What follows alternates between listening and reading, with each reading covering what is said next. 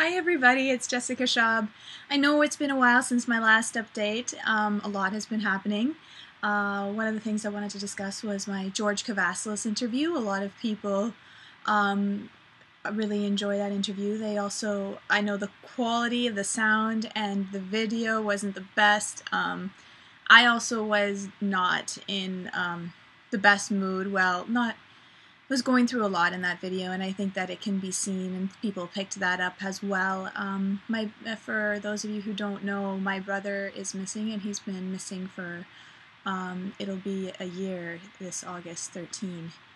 And so I've been really wrapped up in that, and but with my George Kavassalis interview, it was also difficult because I was trying to get the audio and video working perfectly. I had it tested out before, and then it didn't, and it was just very, very frustrating.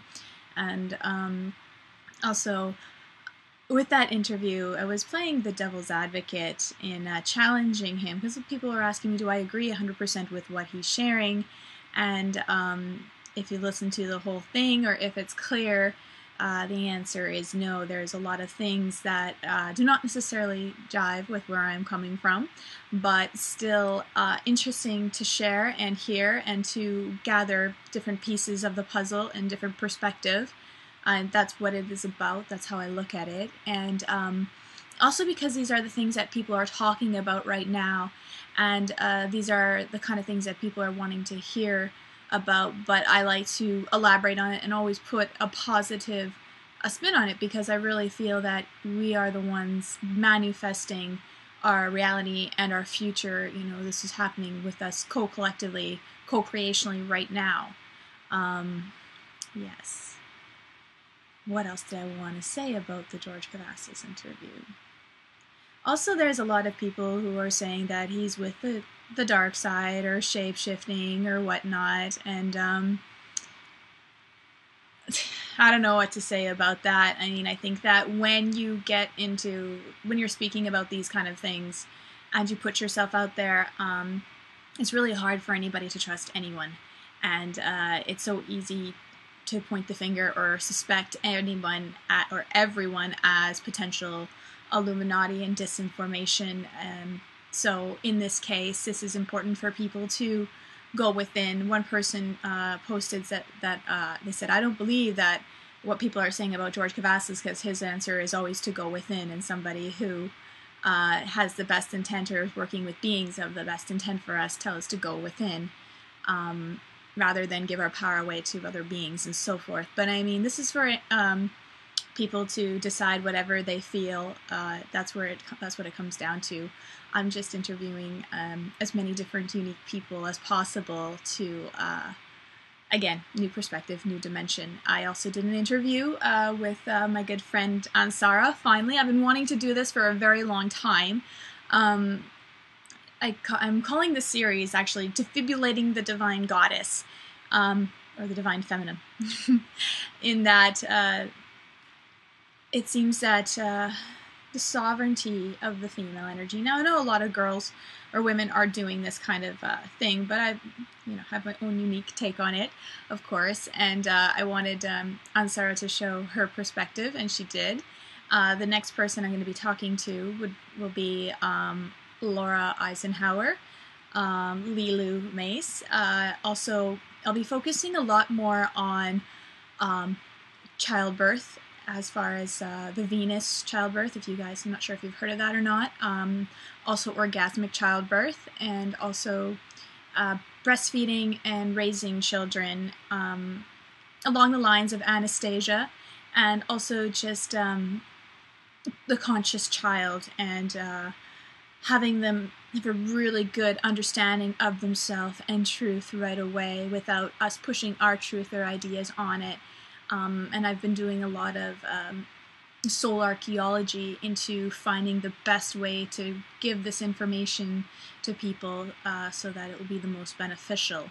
That being said, I also am working on, because I know some people have not read it yet, even though I talk about it so much, the pendant on my neck, The Ringing Cedars of Russia.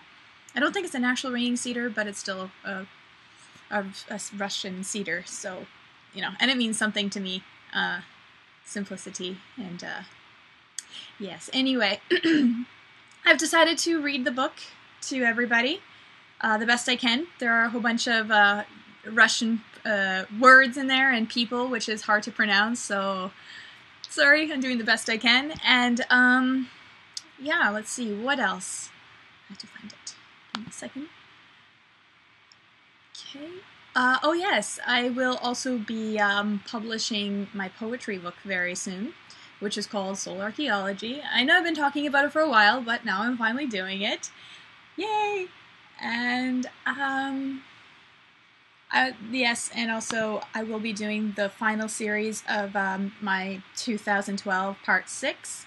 Now, I've never really given much merit to 2012, but a while back it was all everybody was looking at, and I was really concerned with the content of information that was put out, and so I thought that, you know, I could steer the ship if I could, you know, title something 2012 and have them have a whole new perspective and spin on it, something more positive and productive rather than something that was all doom and gloom and fear and stuff like that. So the last one will be about the story that we are told, particularly as we are children, and stories of through religious texts and how they are, or even other cultures kind of things that are very popular, well known, but the way we interpret them and how we are living them to this very day, and how these stories, by changing the story, we can also change the realities that we're manifesting for ourselves, because we're in a kind of a loop. And it's also about the film industry, as far as I think a lot of things that we're seeing in media or in the news, for example, is not necessarily accurate. A lot of it is Hollywood depiction, and how would we know between reality and Hollywood from how amazing special effects is right now, and how much there is, you know, just this trying to confuse people and elude people. So yes, there's some more that it's about, but I can't seem to remember right now. But it will be out soon, so don't worry. And then I have another blog I'm working on as well to update people more in my personal life and my journey and my move out to Toronto, Ontario. City's warming up to me. I love all the multicultural people. It's pretty cool. And yeah, I cut my hair. And it's really fun. I'm really happy I did it. And because it's too hot to have long hair anyway. Anyway, I have a whole bunch of great stuff coming up, so stay tuned, and look forward to talking to you guys soon. Take care. Bye.